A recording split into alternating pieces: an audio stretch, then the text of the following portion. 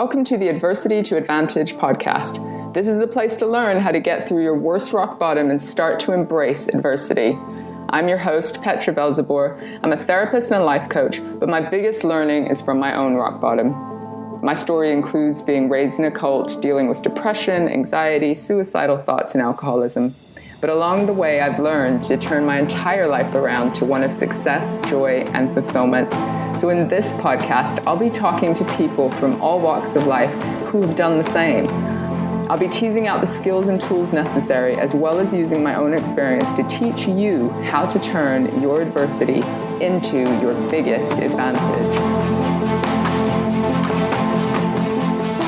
Welcome, everyone, to the Adversity to Advantage podcast. Today on Skype, we've got Cahit Ali. He is a leadership coach, and I'm so excited to be able to talk to him and hear his story. Welcome to the podcast. Thank you. Thank you for having me.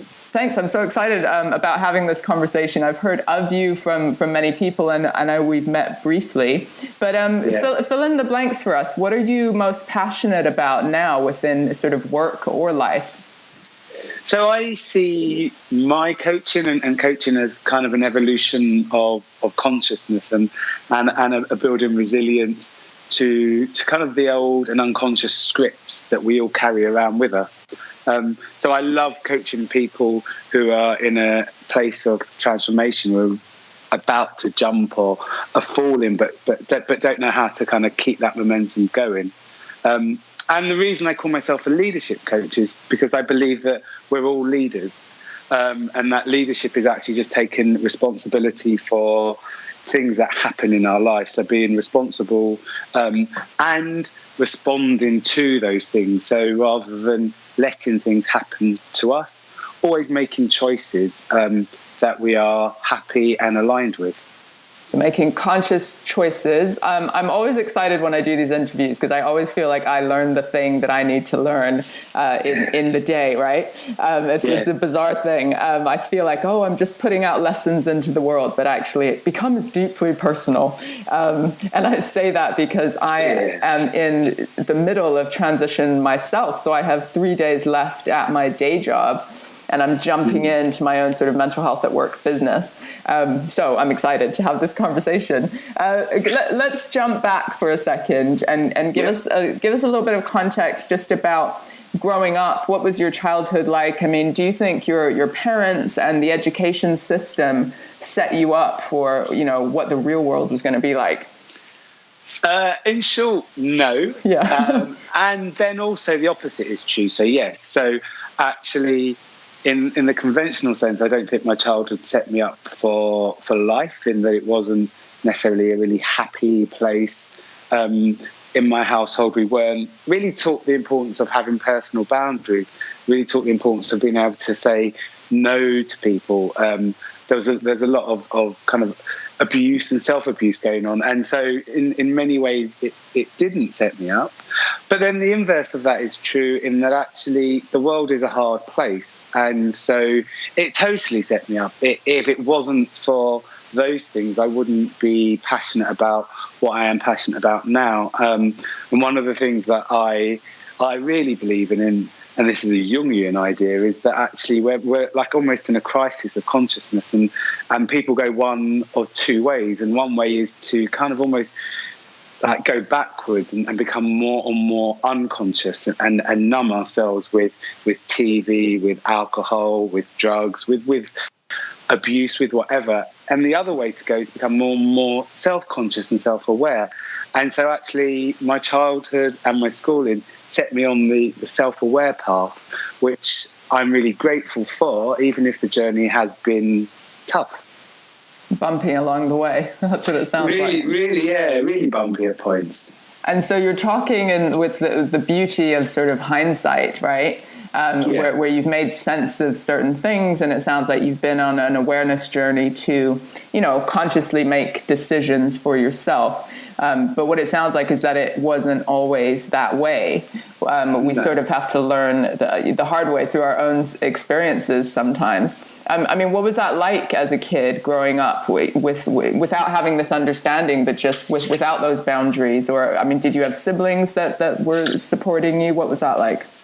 So I had an older brother. To give a little bit of context, I suppose now. So my dad was mentally ill, so he was paranoid schizophrenic, and he was also an alcoholic.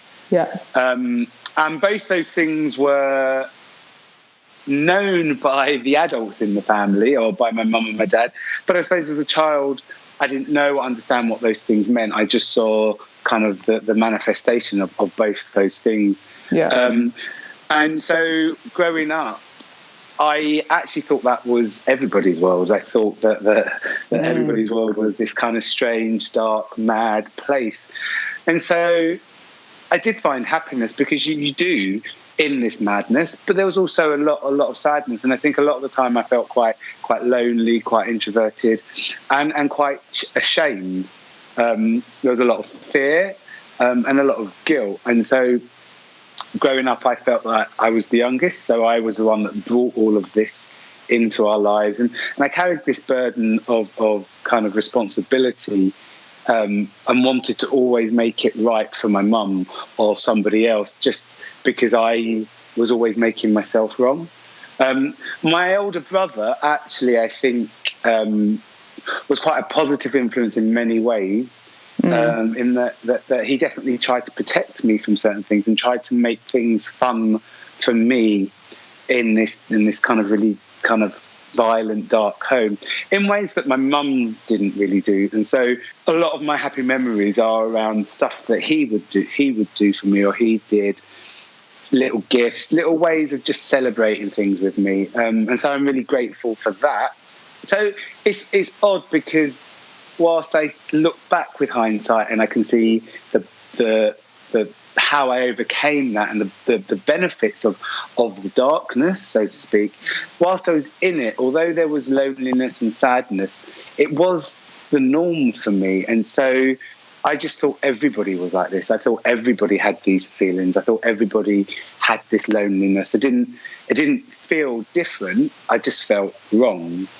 And it's really interesting that it's only later in life, when you kind of think of, oh, this isn't everyone's normality, that you begin to need to learn to cope with the challenges. I mean, I'm completely resonating. My life wasn't exactly as yours, but I was raised in a religious cult, and people kind of go, oh my God, that must have been blah, blah, blah, all the sensationalist stuff that they have in their mind, right? And I'm actually like, well, actually, my childhood had some pretty good memories. Because we were 5 siblings, we traveled all over the world, we were in a bubble of our own normality, right? And it was only later that kind of the depression hit and the helplessness hit, when I had to learn the skills for living in what was actually the normal world, and realizing how ill-equipped I was, or unprepared. But really interesting, when it is your normal, you look at it as if it is, and you deal with whatever maybe the feelings or emotions were that were with you. It's exactly that, and I think that whilst, like, when you're in that, or at least for me when I was in that, it didn't feel happy, it didn't feel buoyant, it wasn't what I know now life can be. But I didn't know any different. No. And so, as you say, it's your norm. And then when you step out into the world, and for me that was going to university, suddenly you're like, oh, I don't have the tools to deal with this stuff. Right. And I just thought everything, like, I remember when I moved out and moved in with like my friends at university, how their parents were really involved in their lives, how they really loved their parents. And for me, not having that real connection, I just assumed that was what families were. And it was seeing the other side that suddenly I was like, oh shit, that wasn't what I had. Yeah. And then suddenly not really being able to cope with it. So at the age of 18, even though I'd wanted to get away because I knew that this wasn't really where I wanted to be, I didn't really expect to find what I found. And I always speak about that we have a freedom from something and a freedom to something. And often when we're looking for freedom, we're looking to escape from something. Mm-hmm. And so we run away. But actually, once we've got that freedom, we have freedom to do something or be something or be part of something. And that's that's quite scary because we don't think of that when we're leaving behind what we're leaving behind. And so when I left home, for me, it was just about getting out. Of course. And then suddenly I was like, oh, now I've got freedom to be something else and to do something else. And I actually don't know how. Nope. And it's terrifying because the options are suddenly limitless, and then your self-worth stuff comes up, you know?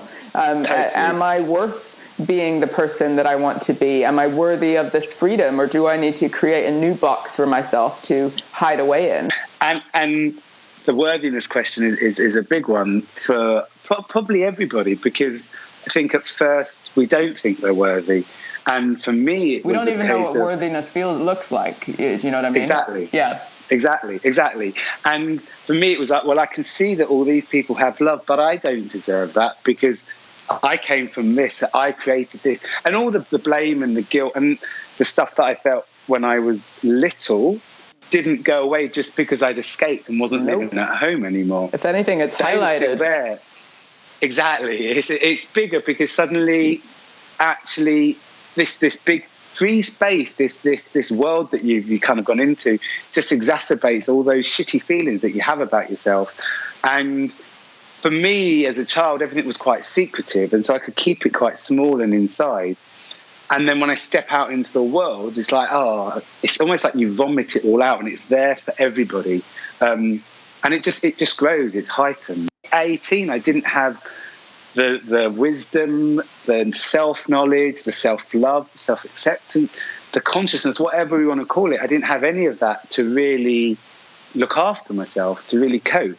And then as a student, there's like drink and drugs and parties and this, and you just escape and you numb and you watch daytime TV, which is just numbing, or you sleep all day, you go out late at night, you do all those things to numb, and you create something different around you. That for me became part of my journey of community and self-acceptance, but there was definitely a lot of numbing there because I just didn't know how to deal with the freedom that I'd given myself, and that I really wanted. Yeah, and you used the word shame, and I just want to highlight that. You used it in the context of being in your family and secrets and shame and that sort of thing. And I really think numbing is our way of avoiding ourselves and avoiding the intense shame that we feel about who we are or what we've become. And the less you numb, the more you've got to actually look at yourself in the mirror, and that can be a fucking terrifying thing. Yeah, totally. And shame for me has been a really big thing throughout my life, and probably something that up until probably 3 years ago, my resilience to was really low. And shame silences you. Shame stops you looking in the mirror. Shame stops you facing the thing that you need to face. And for me, the uncomfortable truth is that avoiding this stuff and moving away from it doesn't help you build resilience to it, doesn't help you get over it. And actually what you need to do is look directly at it. You need to look in the mirror. You need to name that shame. And actually, as soon as you've named it, it starts to lessen, and it's almost immediate. Yeah. Because for me, the naming of it became addictive. It's like, I can tell you now, so I'm going to tell you again, and I'm going to tell someone else, and I'm going to tell someone else. And it started to slip away because looking at it directly is important. And I think, like you said about looking at the mirror is really fucking hard. I went through years where I really just couldn't look in mirrors at all. And avoided them, or did them with like the lights dark, so just to see, do I look okay? I can go out looking like that, yeah. But because it was just so hard for me to look at myself physically, and although that's a physical thing, that's a manifestation of an emotion. I couldn't like myself emotionally, so how was I going to like myself physically, or vice versa? And I think that with looking in mirrors, things go one of two ways. People either become vain and empty and just stare at themselves but see through, or people avoid. And I was definitely an avoider. I couldn't look at myself, and I couldn't be with any of the darkness that I saw. And for me, that became a real physical manifestation. And it was who I was. So why would I want to look at me? And this might sound like a silly question because you've talked about the context of growing up, but why do you think that was? I don't know, because if I look at myself in the mirror, I don't think I'm ugly. I don't hate my body. And I do hate both. Oh, I did hate both of those things, but not in a. I don't know how to say this, but not in like I wouldn't look at myself like I could look at pictures and I didn't hate what I saw in pictures. So it wasn't the image of me; it was the moment of me that I couldn't see. And I don't know if that makes that much sense. It does in my mind. It does in myself. But yeah, because it's the moment of reality of actually seeing yourself, and that could be your soul or your whatever you might call it, right? The part of you that you wanted to hide away, which was still there. And I suppose to an extent, the part of me, like, if I looked at myself and I saw my shame, well, how am I going to walk out the door? How are you going to do anything? Exactly. Whereas a picture's in the past, like even on digital phones now, you've taken a picture, that moment's gone by the time you look at it. Pictures always happened. So it's being in the present with yourself, like in the here and now. Yeah. And I think when we numb, that's part of what we're numbing ourselves against. So alcohol is great at not making us present. Yes. I am the queen of numbing. I am almost 10 years sober. Because that was very much my route for numbing as well. But numbing, but also getting the false sense of being an amazing, cool person for a glimpse of time. And that feeling was intoxicating, where I could actually be normal in my mind and obviously those times got shorter and shorter where there was a normality and the darkness just came out more and more. But I absolutely know how any kind of numbing just allows us to survive.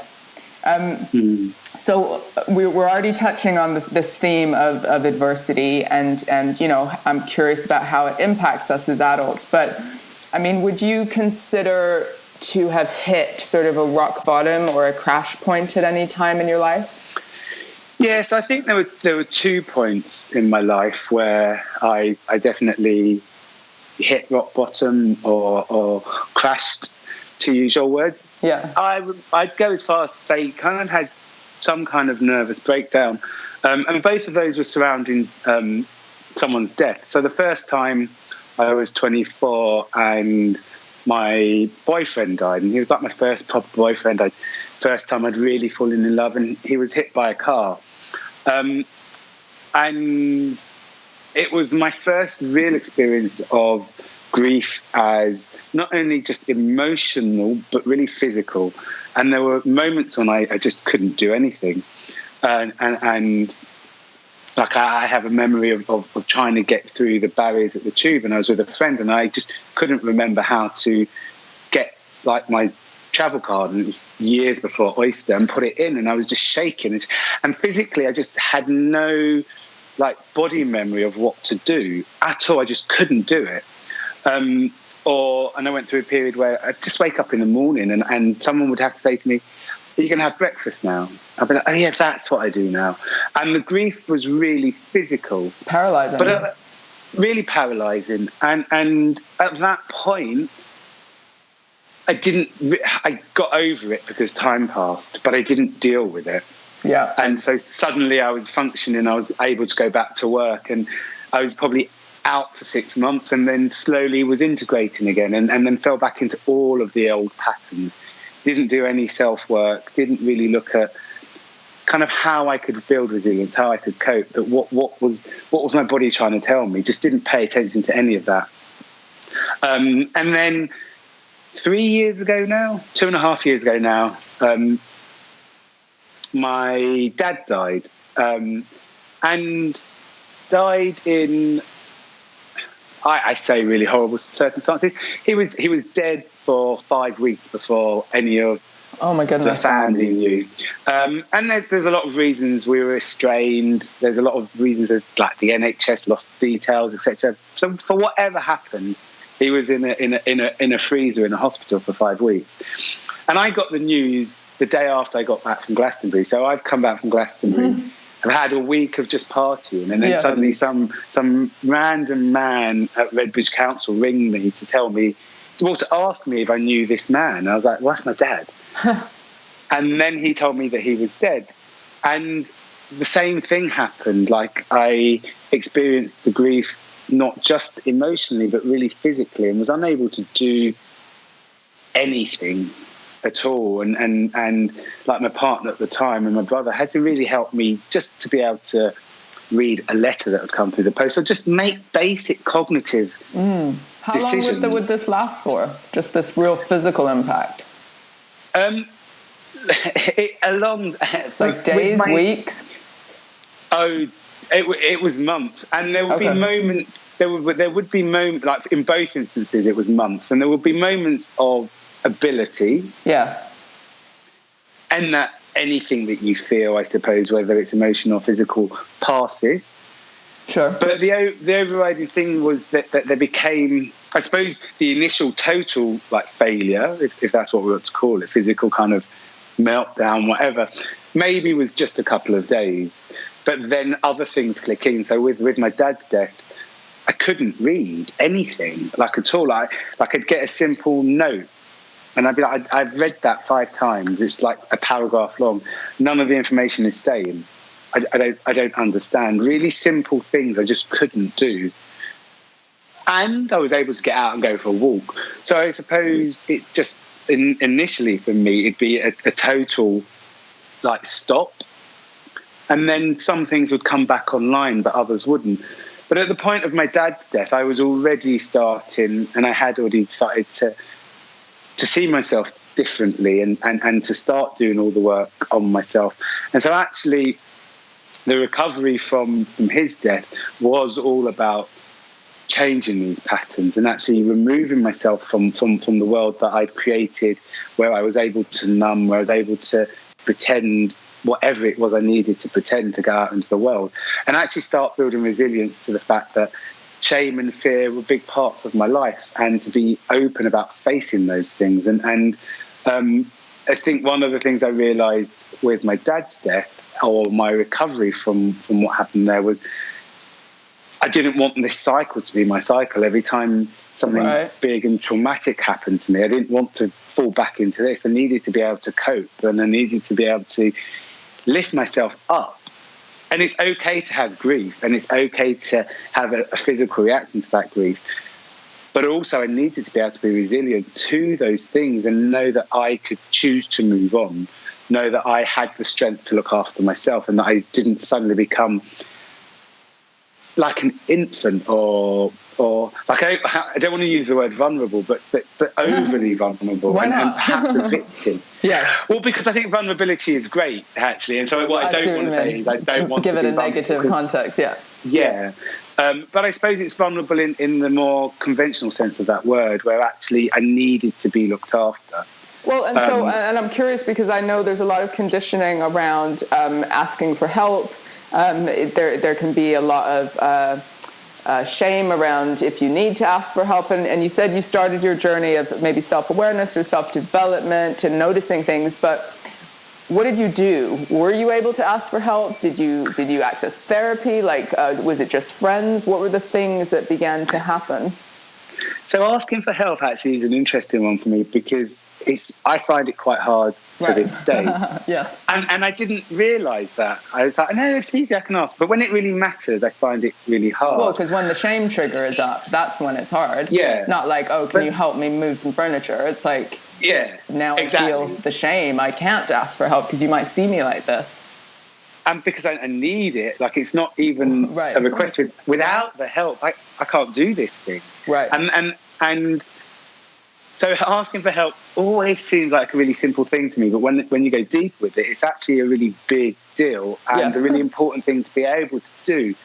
But I think in the moments that I'm talking about with my my partner who died and my dad's death, it wasn't even that I needed to ask for help. It was just that, oh shit, look at him, like, he needs help. And that's a place that I don't want to get to, is that actually you don't even have the cognition to be able to say, actually, can I ask you for help? Because the concept of help just isn't even there, because the concept of being able to do some of these things is just gone. And so actually what the person that I am now, and the person that I want to become always, is the person who can just pick up the phone and say, I need help. I did have some therapy at both times, and actually didn't really like either. And I think one of the things I didn't like about the therapies that I had was they felt very stagnant. They felt very... That's sitting the problem. Yeah, and whilst I think that we have to face the thing that we are being haunted by, or the thing that we can't be with, for me, there has to be a going deeper with it, rather than just sitting there and crying, or like, what is it here? And I found, and this might just be the therapist that I had, but I found that there wasn't necessarily that kind of questioning. Like, I want to say powerful questions, but there wasn't that kind of question. The question is to take me deeper into what was going on, because I think that sitting in it felt like wallowing in those situations, whereas what I wanted to do was be with it and face it, and really understand that my emotions did not define who I was, but they were just something that I was feeling. So you wanted a bit of education around what was going on for you emotionally, and maybe some strategies or support in moving you beyond that. Totally. And I think that with the second batch of therapy that I had, I initially saw a psychotherapist who did, or he might have been a psychiatrist actually, who did an assessment of me, and then I went on to one of his therapists or his counsellors. But actually the sessions with him were great, mainly because he gave me a book about mindfulness and depression.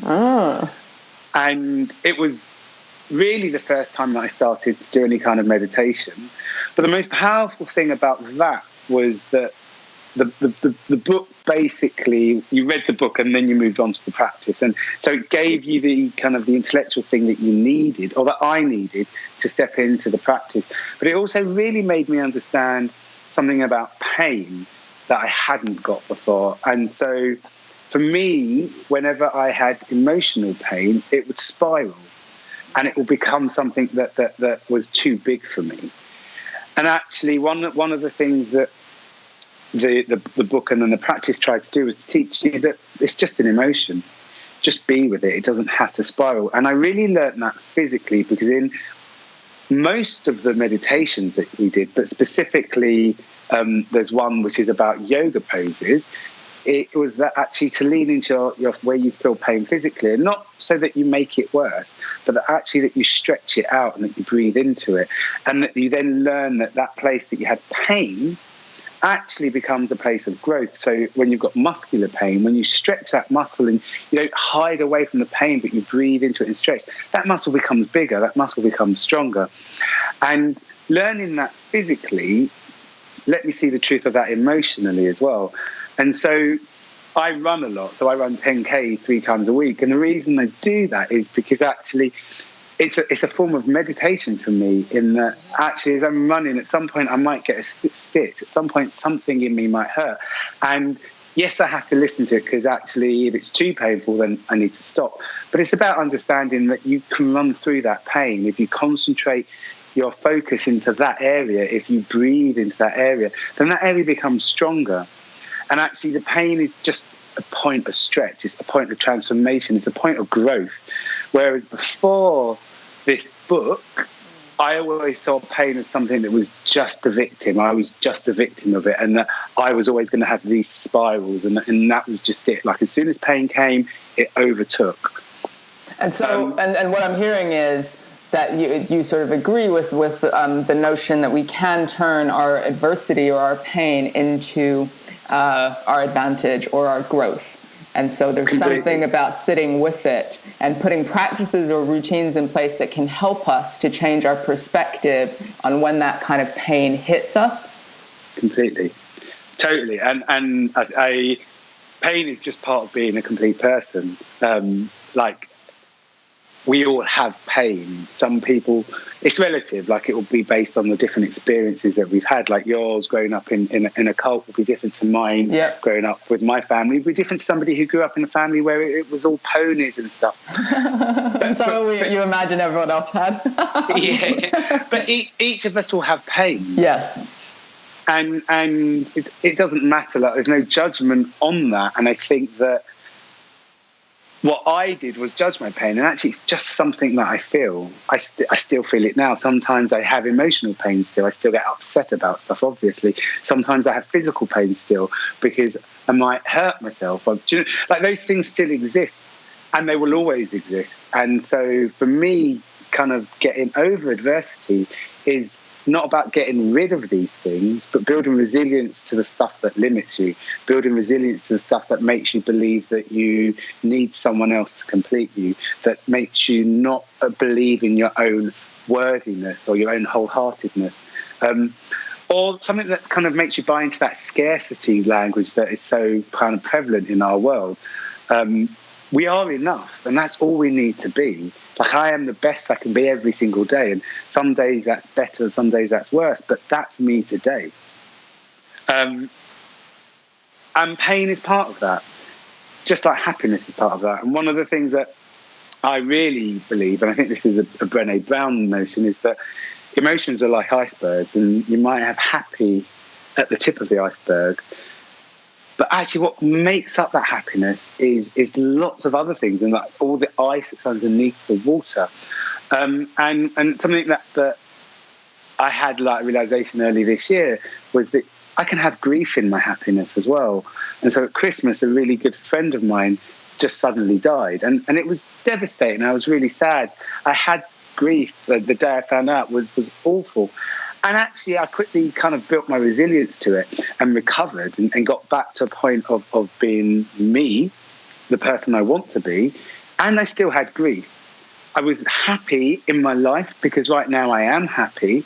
And within that happiness, there was grief. And I think that we find it so hard to understand that emotions more than one really thing can coincide. Yeah.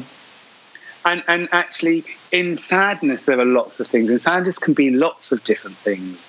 And often the only words that we can use to describe our emotions are happy, sad, or angry. Yeah. Do you think that we need adversity in order to be able to maybe... I'm thinking about your profession, and you've now switched things around, so you support and help people through transition, through leadership, all those sorts of things. Do you think you would be as good a coach as you are if you hadn't experienced the pain that you've experienced? That's difficult to answer because I wouldn't be the person that I am if I hadn't been through what I've been through. And so the answer to that is no, I would be a different coach. But I believe that I could be as good. Yeah. I don't think adversity is necessary. Well, it depends. So I don't necessarily think people have to go through what I went through to be good. But you do keep talking about resilience and some kind of practice of experiencing and facing up to that allows us to build our character or our awareness or even our empathy, perhaps.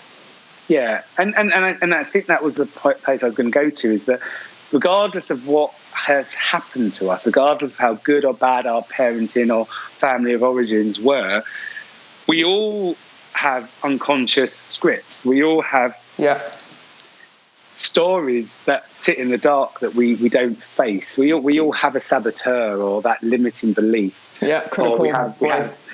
Whatever you want to call it, like an upper limit problem. However good our parenting is, we do.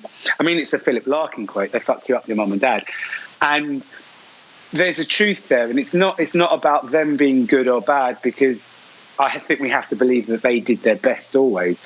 But actually, we all have our own thing, in inverted commas, that we do need to face, that we need to build resilience to. And part of that is around the world that we live in as well, because it's so plastic. And so we are thrown images of what we should want, what we should look like, how we should be, what when we hit certain ages we should achieve, how many children we should, etc. All of this stuff is just thrown at us, and it's getting even worse in that like smartphones are amazing things, and they just bombard us with information. And so how do you cipher through that? How do you get through? And so I think it isn't necessarily that someone has to go through adversity. I think part of the process of becoming is about building resilience to the saboteurs you have. So whether it be perfectionism, whether it be that you compare yourself to other people because you don't think you're enough, that actually you build resilience to that. You can't get rid of it. So if you're a perfectionist, you'll always have that urge. But actually really understanding when you're hooked into that emotional kind of cycle and accepting that that's okay, noticing that you're there, and then deciding, actually, do you know what? I'm going to stay here today. I'm going to learn a bit more about what goes on for me in this place. Or I'm going to choose to just do it differently and not follow that perfect notion of what I think, la, la, la. Yeah. So it's not necessarily that people have to go through something specifically traumatic and adverse. But it's relative, the adversity that impacts them. Yeah, and also it's in our world. Like, we live in a world where we live in a scarce world, or a world full of scarcity, and so everything is built on fears. So people have a fear of growing old and having no money, which is how pensions become this big thing. Yeah. Or paying the mortgage, everything becomes fear based. And so that's what I think we need to build resilience to, our fears. Accept them and don't let them rule us. And so what routines or practices do you put in place for you in order to look after your mental health and allow you to challenge your fears? I mean, I've heard something around mindfulness, something about your running. What are the things that you know are your non-negotiables that help you kind of thrive? So a big thing is walking my dog. Okay. And actually, I have to go. We go out for almost 2 hours every morning. Part of that is just actually being outside. So where I live in East London, I live in a park, basically. I live by the canal and I can get to another park really quickly. So he and I can be out for 2 hours and not really cross any roads. So even when we're in almost central London, it's like, there's loads of green and there's trees. And actually being outside is really, really important to me, because mindfulness isn't just about sitting down and having a meditation. Mindfulness is about seeing the world mindfully. Yeah, and so connecting to your body. Yeah, and so walking and looking at nature and just noticing what the leaves are doing, noticing the passage of time through the trees. It's like really just noticing the world around you, because we so often don't.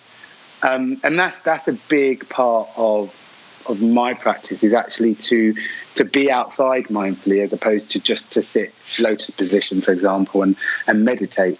The dog's important because actually the dog taught me how to love without guilt. And so I got the dog with my ex-partner as part of my own recovery, because we looked after his dad's dog for 2 weeks in the middle of my own kind of breakdown after my dad's death.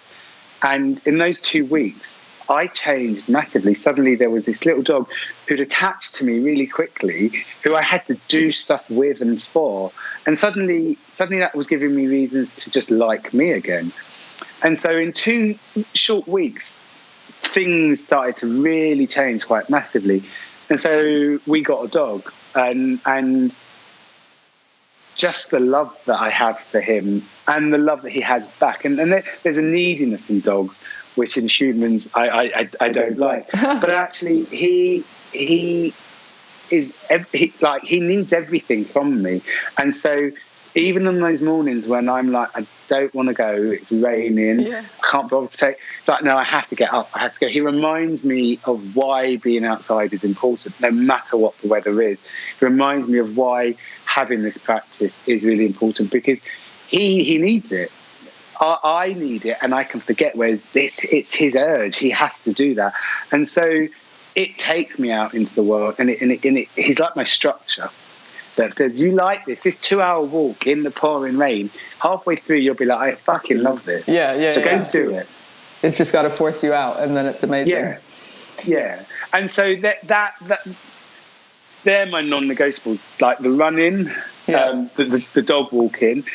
I go through periods of journaling and not journaling, but the reflection is important to me. In that you don't have to journal to reflect.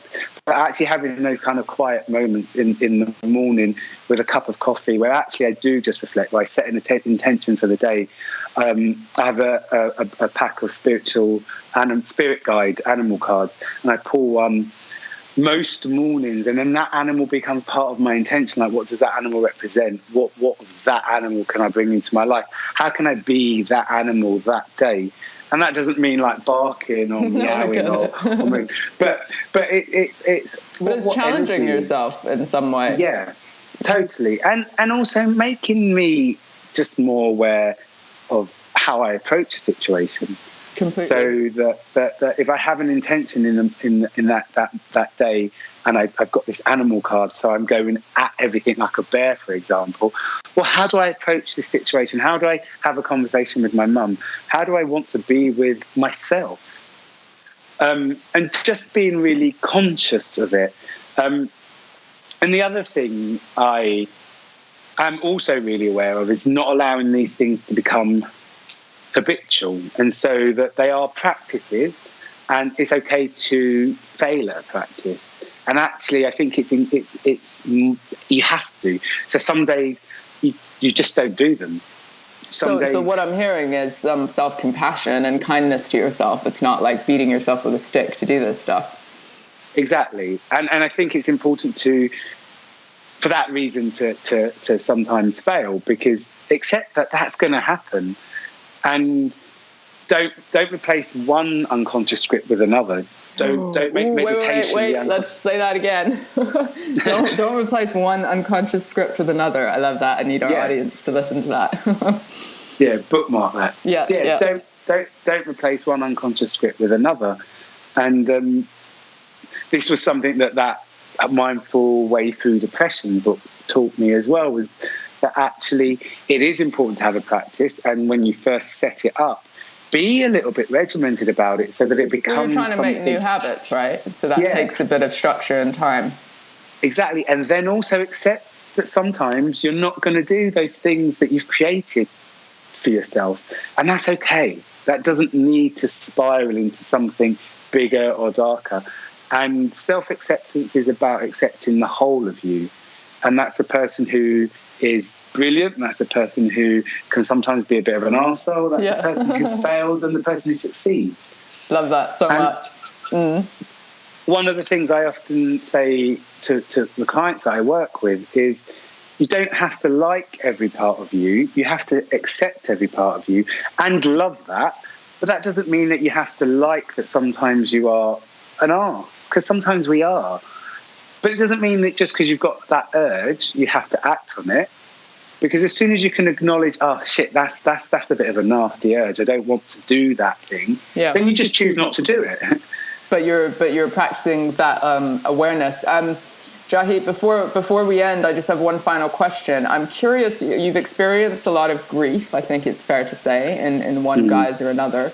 But also, of course, the grief of your dad, I imagine, would have brought up, some complex, unfinished stuff from your tricky sort of childhood.